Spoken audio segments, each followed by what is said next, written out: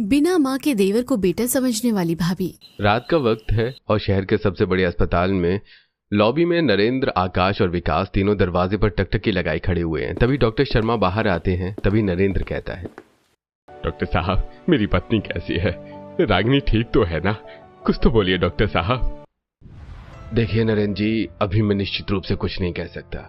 उन्हें major heart attack आया था। पर डॉक्टर साहब, माँ को तो पहले कभी ऐसी कोई तकलीफ नहीं थी, अचानक ये सब कैसे हो गया? देखिए, हार्ट अटैक कभी पता कर नहीं आता। अगले कुछ घंटे बहुत क्रिटिकल है। आप लोग बस दुआ कीजिए। डॉक्टर इतना कहकर चले जाते हैं। नरेंद्र वहीं बेंच पर गिर जाते हैं और फूट फूट कर रोने लगते हैं। आकाश और विकास भी अपने आंसू नहीं रोक पाते। अगर रागिनी को कुछ हो गया तो इस घर का क्या होगा? मैं अपने इन दोनों बच्चों को माँ के बिना कैसे संभालूंगा? पिताजी, ऐसी बातें मत कीजिए। भगवान से प्रार्थना कीजिए, वो सब ठीक कर देगा। छोटे, तू भी बोल भगवान जी से। तभी विकास हॉस्पिटल में रखी भगवान जी की मूर्ति के सामने जाकर हाथ जोड़कर प्रार्थना करते हुए कहता है, भगवान जी, मेरी मम्मी को जल्दी से ठीक कर दो। मैं कभी शरारत नहीं करूंगा। कुछ देर बाद नरेंद्र और आकाश खुद को संभालते हुए वहां आते हैं और नरेंद्र आकाश से कहता है, आकाश, तू विकास को लेकर घर चला जा। यहाँ रात भर रुकने का कोई फायदा नहीं है। मैं यहाँ अकेले रुक जाऊंगा। नहीं पिताजी, आप थक गए होंगे, मैं रुक जाता हूँ। आप छोटे को लेकर घर चले जाइए। नहीं बेटा, मेरी बात मान।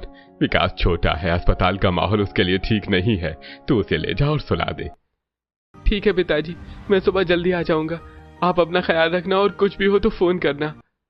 आकाश विकास का हाथ पकड़कर घर की तरफ निकल जाता है। घर पहुंचकर विकास सीधा अपने कमरे में चला जाता है। थोड़ी देर बाद आकाश का दोस्त नितिन उससे मिलने आता है और कहता है, मैंने सुना है कि तुम्हारी मम्मी की तबीयत बहुत खराब है, इसलिए दौड़ कर आया। कैसी है अब आंटी? हाँ यार नितिन, मम्मी अस्पताल में भर्ती हैं। डॉक्टर कह रहे हैं कि हालत बहुत सीरियस है। यार विकास, भगवान करे तेरी माँ जल्दी ठीक हो जाए। सच कहूँ तो माँ का होना बहुत जरूरी है। क्यों यार, तू ऐसा क्यों कह रहा है? क्या माँ के बिना घर नहीं चल सकता? भैया और पापा तो है ना? तुझे नहीं पता भाई, जब माँ नहीं रहती ना तो घर में भाभी आती हैं और वो बहुत जुल्म करती हैं। जब तक मेरी माँ जिंदा थी मेरी भाभी मुझसे बहुत प्यार करती थी, पर जब से माँ मरी है ना वो बदल गई है। क्या सच में भाभी इतनी बुरी होती हैं? हाँ, वो मुझे सिर्फ सूखी दाल रोटी देती हैं, खुद अच्छा अच्छा खाना खाती हैं और मुझे रूखा सूखा खिलाती हैं। जरा सी गलती होने पर चिल्लाती हैं और कभी कभी तो मार भी देती हैं। खेलने भी नहीं जाने देती। मुझे डरा मत यार। भगवान ने चाहा तो मेरी माँ जल्दी से ठीक हो जाएगी और मुझे कभी किसी भाभी की जरूरत नहीं पड़ेगी। मैं तो बस तुझे हकीकत बता रहा हूँ। अच्छा ठीक है, अब तू सो जा, मैं कल सुबह फिर आऊंगा। नितिन चला जाता है, लेकिन विकास की आंखों से नींद गायब हो जाती है। उसके मन में भाभी शब्द एक डरावने सपने जैसा बैठ जाता है। अगली सुबह अस्पताल में रागिनी की डेथ हो चुकी है। नरेंद्र, आकाश और विकास उसके पास खड़े रो रहे हैं। रागिनी, अरे तुम हमें ऐसे बीच मझधार में छोड़कर कैसे जा सकती हो? अब मेरा क्या होगा? हमारे बच्चों का क्या होगा? मम्मी, मम्मी उठो ना। मम्मी देखो, मैं आ गया हूँ। आपने कहा था ना कि हम साथ में मेला देखने जाएंगे। पिताजी, खुद को संभालिए। अगर आप ही ऐसे टूट जाएंगे तो छोटे को कौन संभालेगा? माँ अब कभी वापस नहीं आएगी। भगवान को यही मंजूर था बेटा। हमारी खुशियों को किसी की नजर लग गई, अब हम अकेले रह गए। रागिनी का अंतिम संस्कार हो जाता है। कुछ दिन बीत जाते हैं और अब अगले कुछ दिन सुबह का नजारा बदल चुका है। आकाश रसोई में खड़ा होकर रोटियां बना रहा है और विकास से कह रहा है, विकास जल्दी तैयार हो जा, तेरा टिफिन तैयार कर दिया है मैंने। थोड़ी देर बाद आकाश डाइनिंग टेबल पर नाश्ता लगा देता है। तब विकास उससे कहता है, भैया आज आपने नाश्ते में क्या बनाया है? बहुत भूख लगी है मुझे। अरे ये ले, तेरे लिए गर्मा गर्म रोटियां और सब्जी, खाकर बता कैसी बनी है। भैया ये रोटियां तो पूरी तरह से जल गई हैं। इनका स्वाद भी कड़वा लग रहा है। क्या करूं छोटे, माँ थी तो सब कुछ सलीके से होता था। मुझसे तो ठीक से आटा भी नहीं गूंथा जाता। कोई बात नहीं भैया, मैं यही खा लूंगा, आप परेशान मत होइए। तभी पड़ोसन शांति एक कटोरी में दही लेकर घर में आती है और दही को डाइनिंग टेबल पर रखते हुए वो आकाश से कहती है, अरे आकाश, ये क्या हाल बना रखा है घर का? चारों तरफ बर्तन बिखरे पड़े हैं और तुम लोग जली हुई रोटियां खा रहे हो। क्या करूं शांति चाची, अब घर में कोई औरत तो है नहीं, जैसा बन रहा है खा रहे हैं। बेटा, घर तो औरतों से ही संभलता है, मर्द कमाने के लिए होते हैं। तो अब शादी क्यों नहीं कर लेता? शादी? अगर भैया ने शादी की तो घर में भाभी आएंगी और वो मुझे नितिन की भाभी की तरह मारेंगी। शांति सही कह रही है आकाश, तेरी उम्र भी हो गई है और घर को एक बहू की बहुत जरूरत है। बहू आएगी तो आकाश को भी संभालेगी और विकास को भी माँ जैसा प्यार देगी। नहीं पिताजी, भैया आप शादी मत करना, मुझे कोई भाभी नहीं चाहिए, हम ऐसे ही ठीक हैं। क्यों छोटे, तू ऐसा क्यों कह रहा है? तुझे भी तो अच्छा खाना और साफ कपड़े मिलेंगे। नहीं भैया, भाभी अच्छी नहीं होती। नितिन ने बताया था कि उसकी भाभी उसे बहुत सताती है। बेटा, हर कोई एक जैसा नहीं होता। हम तेरे लिए बहुत अच्छी और संस्कारी भाभी लाएंगे, तू फिक्र मत कर। चलो, ये तय रहा कि मैं कल ही पंडित जी से बात करती हूँ और फोटो मंगवाती हूँ। अब मैं चलती हूँ। शांति चली जाती है। विकास का मन डर से भर जाता है। वो चुपचाप अपना स्कूल बैग उठाकर बाहर निकल जाता है। शाम को विकास अपने कमरे में बैठकर पढ़ाई कर रहा था। तभी उसे याद आता है कि उसका एक स्कूल नोट नितिन के पास रह गया है। वो नितिन के घर पहुंचता है और नितिन के रोने की आवाज सुनकर दरवाजे पर ही रुक जाता है। तुझे समझ में नहीं आता इतना महंगा कब तोड़ दिया? तुझे क्या लगता है तेरे बाप के पैसे हैं? नहीं भाभी, वो धोखे से हाथ से फिसल गया। प्लीज मुझे मत मारिए, आगे से ध्यान रखूंगा। ध्यान रखेगा, अभी बताती हूँ तुझे। चिल्लाते हुए नितिन की भाभी नितिन को जोर से थप्पड़ मार देती है। विकास ये सब देखकर कांप जाता है। वो बिना नोट्स लिए वहां से अपनी घर की तरफ दौड़ पड़ता है। उसके दिमाग में नितिन की बातें और नितिन की भाभी का थप्पड़ घूम रहा है। नितिन सच कहता था, भाभी सच में बहुत बुरी होती है। मैं भैया की शादी कभी नहीं होने दूंगा। विकास घर पहुंचकर अपने कमरे में चला जाता है। थोड़ी देर बाद आकाश कमरे में आता है और उसके सिर पर हाथ रखता है और फिर कहता है, अरे छोटे, तू ऐसे चुपचाप क्यों बैठा है? चल, आज हम सब बाहर आइसक्रीम पार्लर चलेंगे। तू तैयार हो जा जल्दी से। आकाश, नरेंद्र और विकास शहर के एक मशहूर आइसक्रीम पार्लर पहुंचते हैं। तीनों अपनी अपनी आइसक्रीम लेकर खड़े होते हैं। तभी भीड़ में काजल आती है। वो गलती से विकास से टकरा जाती है और विकास की आइसक्रीम गिर जाती है। तब विकास कहता है, अरे मेरी चॉकलेट आइसक्रीम गिर गई, अब मैं क्या खाऊंगा? Oh shit, I am so sorry बेटा, वो गलती से मेरा हाथ लग गया। आप उदास मत हो, मेरी आइसक्रीम ले लो। अरे नहीं नहीं नहीं, कोई बात नहीं है, बच्चा है, वो दूसरी ले लेगा, आप परेशान मत होइए। नहीं, ऐसे कैसे? बच्ची की आइसक्रीम मेरी वजह से गिरी है। ये लो बेटा, ये वनीला आइसक्रीम बहुत अच्छी है। शुक्रिया दीदी, आप बहुत अच्छी हैं। हाँ छोटे, दीदी वाकई बहुत अच्छी है, आपका बहुत बहुत शुक्रिया। कोई बात नहीं। बाय द वे, मेरा नाम काजल है। ओके, मैं चलती हूँ, बाय। काजल वहां से मुस्कुराते हुए चली जाती है। आकाश उसे तब तक देखता रहता है जब तक वो आंखों से ओझल नहीं हो जाती। फिर नरेंद्र कहता है, अरे लड़की तो बहुत सुलझी हुई है और नेक दिल लग रही है। हाँ पिताजी, उसकी आंखों में एक अजीब सी सादगी थी। ऐसे कुछ दिन बीत जाते हैं। एक दिन नरेंद्र पंडित जी को घर बुलाता है और कहता है, पंडित जी, आकाश के लिए एक ऐसी लड़की बताइए जो हमारा घर और विकास दोनों को संभाल ले। वो लोग ये बातें कर ही रहे थे कि तभी विकास स्कूल से घर लौटता है तो देखता है कि हॉल में बैठक जमी है और पंडित जी कह रहे हैं, नरेंद्र जी, मैंने एक बहुत ही उत्तम रिश्ता ढूंढा है। लड़की पढ़ी लिखी है और बहुत सेवा भावी है। हाँ, बहुत अच्छा पंडित जी। बेटा विकास, इधर आ, देख तेरे लिए हम भाभी ढूंढ रहे हैं। पिताजी, मुझे भाभी नहीं चाहिए। ऐसा नहीं कहते बेटा, पंडित जी कह रहे हैं कि लड़की बहुत अच्छी है, तुझे माँ की कमी महसूस नहीं होने देगी। पिताजी, मैं अभी आता हूँ, मुझे कुछ काम है। ऐसा कहकर विकास अपना बैग रखकर बाहर निकलता है और अपने फोन से नितिन को कॉल करता है और कहता है, नितिन, मैं पार्क में जा रहा हूँ, तू भी मुझसे मिलने आ जा, तुझे कुछ बात करनी है। हाँ, बस मैं अभी आता हूँ। ऐसा कहकर नितिन भी पार्क की तरफ निकल पड़ता है। दोनों दोस्त पार्क की बेंच पर बैठे बात कर रहे हैं।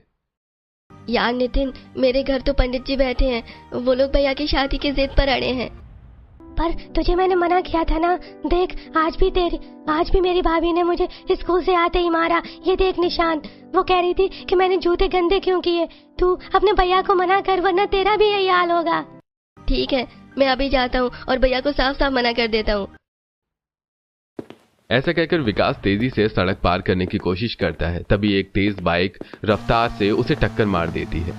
विकास सड़क पर गिर जाता है और उसके पैर से खून निकलने लगता है। सड़क के बीचों बीच विकास दर्द से करहा रहा था। तभी काजल वहां आ जाती है और कहती है, बेटा तुम ठीक तो हो? दीदी, मेरे पैर में बहुत दर्द हो रहा है। घबराओ मत बेटा, मैं हूं ना। चलो पहले पास के क्लिनिक चलते हैं, वहां पट्टी करवा कर मैं तुम्हें घर छोड़ दूंगी। काजल अपनी स्कूटी पर विकास को बिठाती और डॉक्टर के पास ले जाती है। मरहम पट्टी कराने के बाद उसे उसके घर ले जाती है। घर पर पंडित जी, नरेंद्र और आकाश अभी भी चर्चा में व्यस्त थे। तभी काजल विकास को लेकर अंदर आती है। नरेंद्र उसे देखकर कहता है, अरे विकास, ये क्या हुआ तुझे बेटा? और बेटा आप तो वही है ना जो उस दिन हमें मिली थी? जी, इसे सड़क पर एक बाइक वाले ने टक्कर मार दी थी। मैंने देखा तो इसे डॉक्टर के पास ले गई। अब ये ठीक है, बस थोड़ी सी खरोच आई है। भैया, दीदी ने मेरी बहुत मदद की।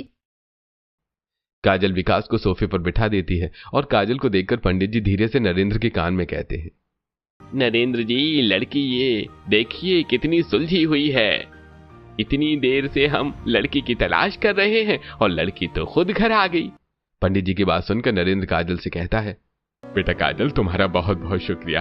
तुम ना होती तो आज अनर्थ हो जाता। अरे नहीं अंकल, इसमें शुक्रिया की क्या बात है, ये तो मेरा फर्ज था। बेटा काजल, हम बार बार मिल रहे हैं। मुझे लगता है ये महज इत्तेफाक नहीं है।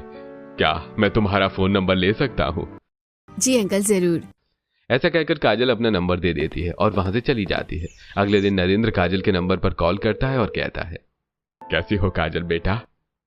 अच्छी हूँ अंकल, आप बताइए विकास कैसे हैं? हाँ बेटा, वो अब ठीक है। वैसे तुम्हारी मम्मी से बात करवा दो। ठीक है अंकल। ऐसा कहकर काजल अपनी माँ को फोन देती है। तब नरेंद्र कहता है, बहन जी, आपकी बेटी हमें बहुत पसंद आई है। हम आज ही आपके घर काजल का रिश्ता लेकर आना चाहते हैं। हाँ भाई साहब, आप जरूर आइए।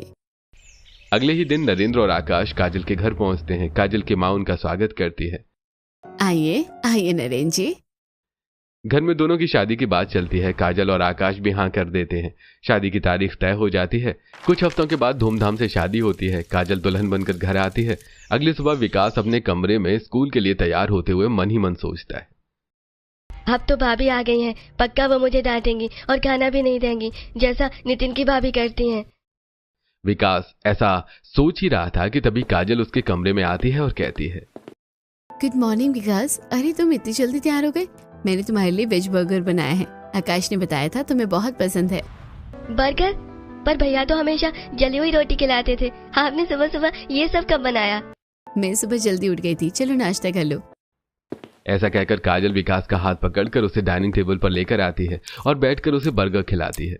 विकास, आकाश और नरेंद्र तीनों नाश्ता करते हैं। उसे यकीन नहीं हो रहा था कि उसे घर में इतना अच्छा खाना मिल रहा है। नाश्ता खत्म होने के बाद काजल उसे स्कूल बैग देते हुए कहती है, चलो आज मैं तुम्हें अपनी स्कूटी में स्कूल छोड़ देती हूँ। वैसे भी मुझे बाजार से कुछ सामान लाना है। नहीं भाभी, मैं बस से चला जाऊंगा। आपको तकलीफ उठाने की जरूरत नहीं है। ये कोई तकलीफ नहीं है और अब से मैं ही तुम्हें स्कूल छोड़ूंगी और लेने भी आऊंगी।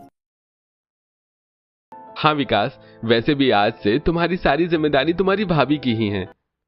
हाँ बेटा, और तुम्हें भी अपनी भाभी को अपनी माँ की तरह प्यार करना है। विकास अपने भाई और पिता की बात का कोई जवाब नहीं देता। काजल विकास को लेकर घर से बाहर आती है। दोनों स्कूटी में बैठते हैं और स्कूल की तरफ निकल पड़ते हैं। रास्ते में मोहल्ले वाले ये सब देखते हैं। शांति चाची पड़ोसियों से कहती है, देखो तो नई बहू ने आते ही देवर को कैसे संभाल लिया। ऐसा लगता है जैसे विकास को उसकी माँ वापस मिल गई। हाँ बहन, सही कहती हो। अब तो नरेंद्र भाई साहब के जीवन की सारी समस्याएं खत्म हो जाएंगी। उधर काजल विकास को स्कूल छोड़ती है। वापसी में कुछ सब्जियां खरीदती है और फिर घर आ जाती है। दोपहर को विकास स्कूल से लौटता है तो वो देखता है कि घर पर काजल अकेली है। ये देखकर वो मन ही मन सोचता है, अब घर में कोई नहीं है। अब पक्का भाभी अपना असली रूप दिखाएंगे। मैं चुपचाप कमरे में छुप जाता हूँ। यही सोचते हुए विकास अपने कमरे में जाता है और रजाई ओढ़कर बैठ जाता है। थोड़ी देर बाद काजल विकास को ढूंढते हुए कमरे में आती है और उसे इस तरह बैठे देखकर कहती है, विकास तुम आ गए? तुम्हें भूख लगी होगी ना, मैं तुम्हें कुछ खाने के लिए दे देती हूँ। हाँ भाभी, चलो। अब विकास काजल के साथ डाइनिंग हॉल में आता है। काजल उसे दाल, चावल और सब्जी देती है। विकास खाना खाने के लिए हाथ बढ़ाता है। तभी काजल उसकी उंगली देखकर कहती है, अरे विकास, तुम्हारी उंगली में चोट कैसे लगी? वो स्कूल में बेंच से लग गई थी। उफ, तुम अपना ख्याल बिल्कुल भी नहीं रखते। अब तुम उस उंगली के साथ कैसे खाना खाओगे? आज मैं तुम्हें अपने हाथों से खिलाऊंगी।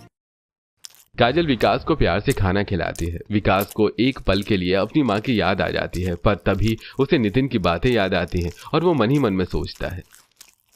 शुरू में सब ऐसे ही प्यार दिखाते हैं, फिर बाद में असली रंग सामने आता है। समय बीतता है।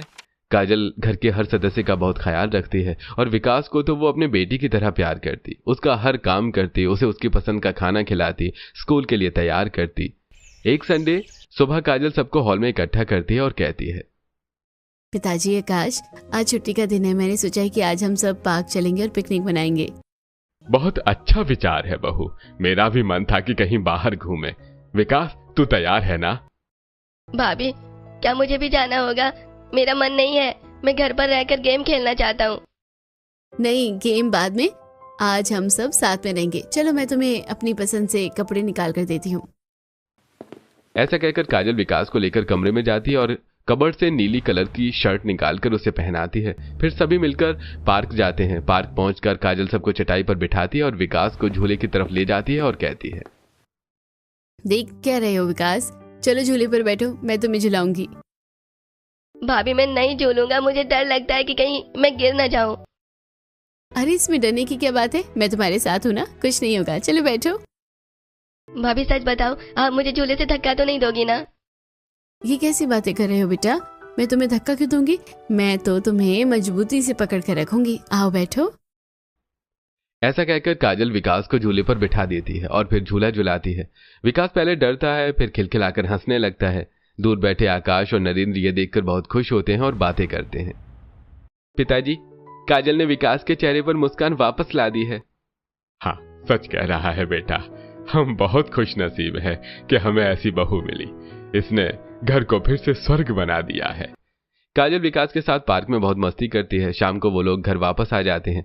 ऐसे कुछ दिन और बीतते हैं। एक दिन शाम को विकास छत पर पतंग उड़ाने की कोशिश करता है, पर उसकी पतंग बार बार नीचे गिर जाती है। तभी काजल वहां आती है और कहती है, अरे विकास, ऐसे पतंग नहीं उड़ाते, लाओ मैं तुम्हें सिखाती हूँ।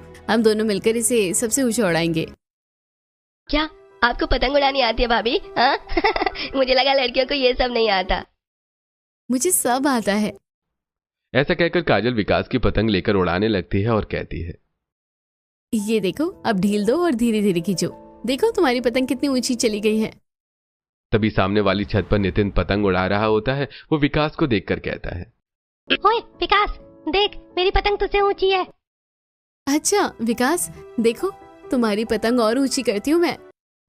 ऐसा कहकर वो तेजी से पतंग को ऊपर ले जाती है। तब आकाश नीचे से चिल्लाते हुए कहता है, काजल, प्लीज नीचे आकर चाय दे दो, पिताजी इंतजार कर रहे हैं।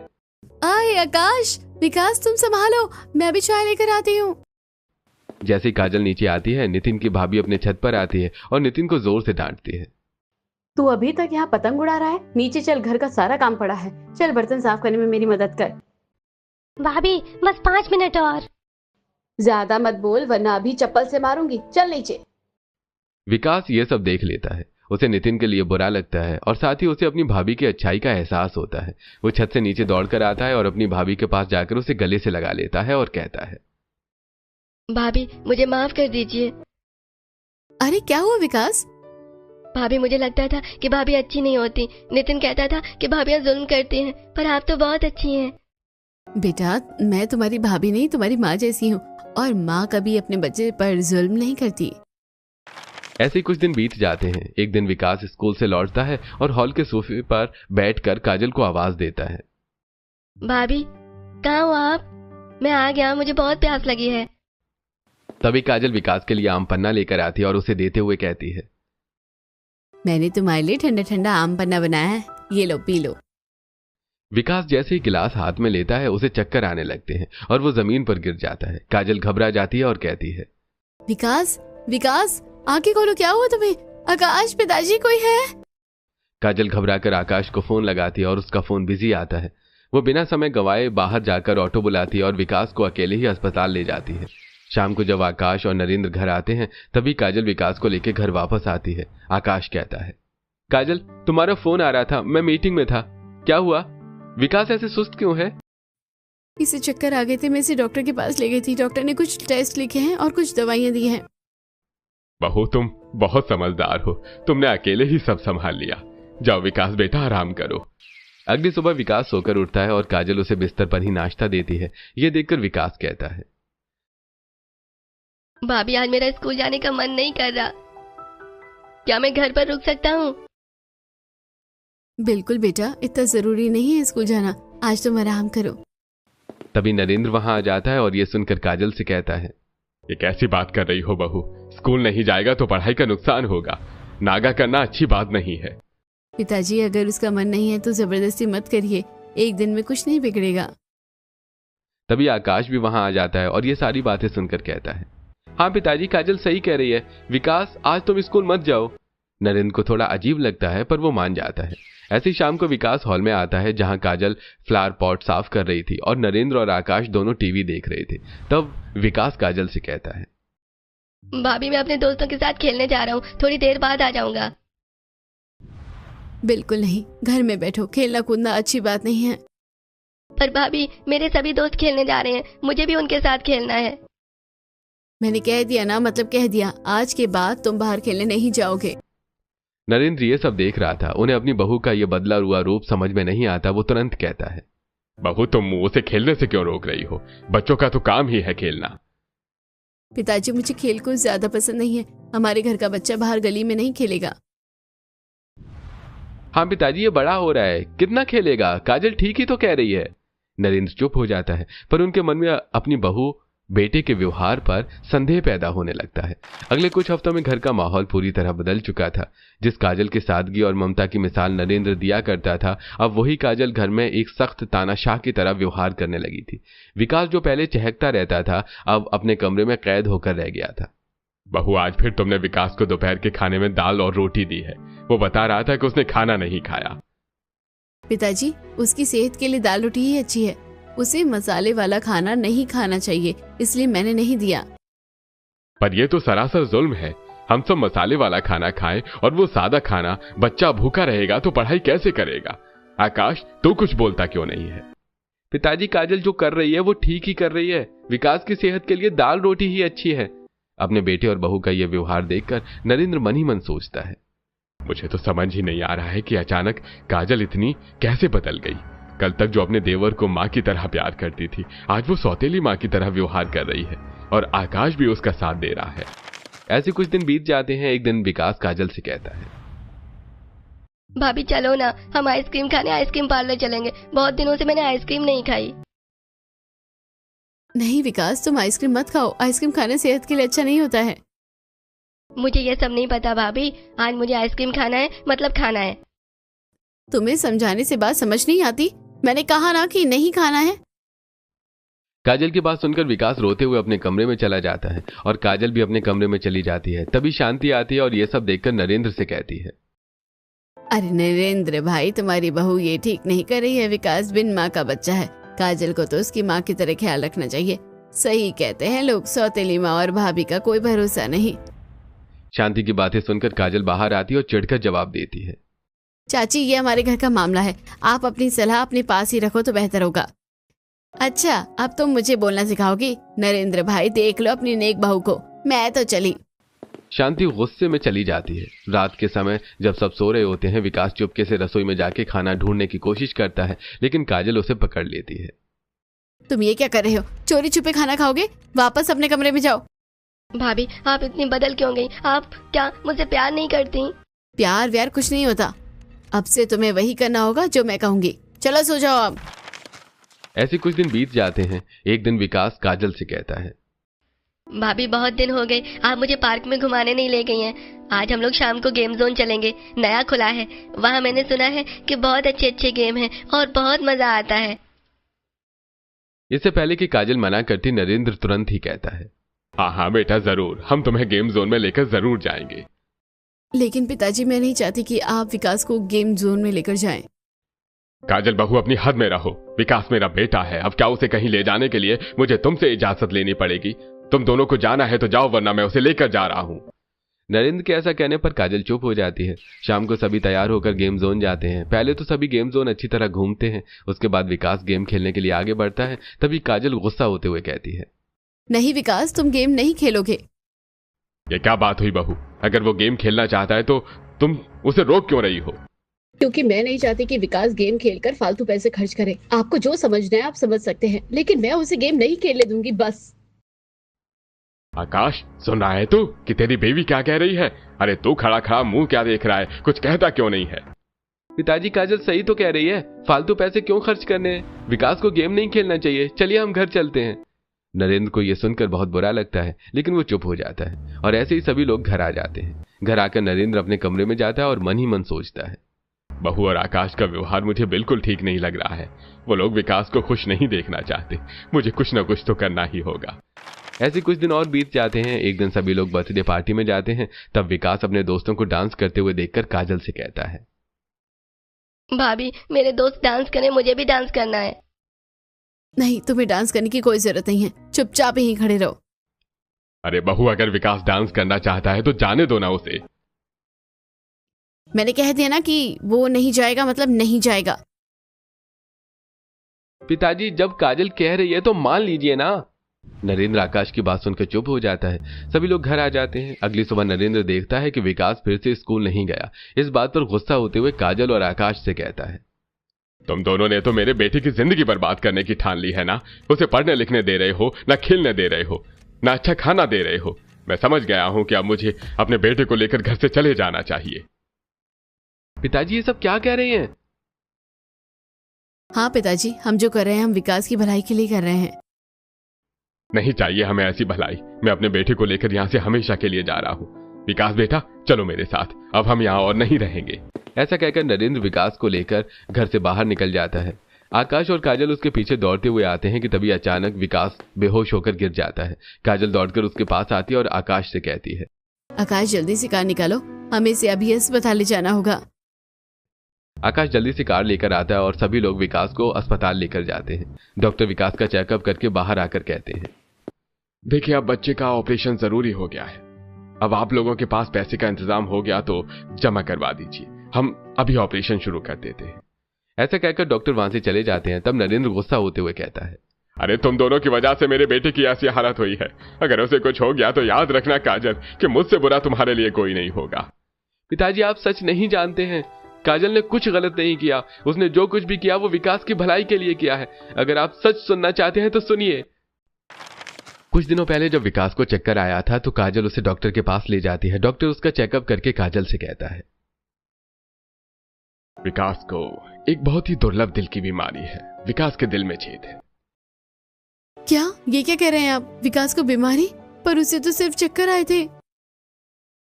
उसका दिल किसी भी वक्त धड़कना बंद कर सकता है।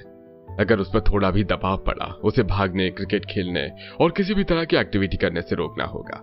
और हाँ, उसके इलाज के लिए आपको 5 लाख रुपए का इंतजाम करना होगा। अब काजल डॉक्टर की केबिन से बाहर आती है और आकाश को फोन लगाकर सब कुछ बताती है। सुनकर आकाश कहता है, काजल 5 लाख तो अभी मेरे पास नहीं है, लेकिन मैं कुछ ही महीने में उसका इंतजाम कर लूंगा। पर तुम पिताजी को कुछ मत बताना। माँ के जाने के बाद वैसे ही वो बहुत दुखी हैं। हम माँ को तो खो चुके हैं, लेकिन पिताजी को नहीं खोना चाहते। और पिताजी बस इसलिए मैं विकास को खेलने कूदने से रोकती थी और मसालेदार खाना खाने नहीं देती थी और स्कूल भी नहीं भेजती थी, इसलिए मैंने डांस करने से भी उसको रोका। आपको कोई टेंशन ना हो इसलिए हमने आपसे ये बात छुपाई। इतना सब कुछ तुम लोगों ने अकेले सहा। मेरे बच्चे, मुझे माफ कर दो, मैं तुम लोगों को गलत समझ रहा था। हाँ वो सब तो ठीक है पिताजी, लेकिन 5 लाख रुपए मेरे पास अभी नहीं है। सिर्फ 3 लाख का इंतजाम हो पाया है। 2 लाख अभी भी कम है। कोई बात नहीं आकाश, तुम चिंता मत करो। मेरे गहने जो मुझे शादी में मिले थे वो रखे हुए हैं, मैं उन्हें बेच दूंगी तो उनसे 20 लाख का इंतजाम हो जाएगा। ऐसा कहकर काजल घर जाती है और अपने गहने बेचकर पैसे लाती है और अस्पताल में जमा कर देती है। डॉक्टर विकास का ऑपरेशन करते हैं और ऑपरेशन सक्सेसफुल हो जाता है। काजल विकास का बहुत ध्यान रखती है। कुछ दिनों में विकास ठीक हो जाता है और वो लोग विकास को लेकर घर आ जाते हैं। विकास काजल से कहता है, मुझे पता है भाभी कि आप मुझे फिर से परेशान करोगी। आप अच्छी भाभी नहीं हो। नहीं मेरे बच्चे, ऐसा मत बोल। तेरी भाभी तो लाखों नहीं करोड़ों में एक है। तू सच जानेगा तो तू भी ये बात समझ जाएगा। ऐसा कहकर नरेंद्र विकास को सारी बातें बता देता है। यह सुनकर विकास बहुत दुखी होता है और कहता है, भाभी मुझे माफ कर दीजिए, मैं आपको कितना बुरा समझता था, मुझे नहीं पता था कि आप मेरी जान बचा रही हैं। चुप हो जा मेरे बच्चे, मैं तुझसे कभी नाराज नहीं थी, मैं बस चाहती थी तू ठीक हो जाए। भाभी अब मैं कभी जिद नहीं करूंगा, मैं हमेशा आपकी बात मानूंगा, आप दुनिया की सबसे अच्छी भाभी हैं। यह सुनकर काजल विकास को गले लगा लेती है। तब विकास अपनी भाभी से कहता है, भाभी मुझे आपसे एक बात कहनी है, आज के बाद मैं आपको भाभी नहीं बल्कि माँ कहना चाहता हूँ। हाँ मेरे बच्चे, मैं भी यही चाहती हूँ कि तुम मुझे भाभी नहीं बल्कि माँ बुलाओ। हाँ माँ, मैं आपको माँ ही कहूँगा, आप मेरी माँ हो।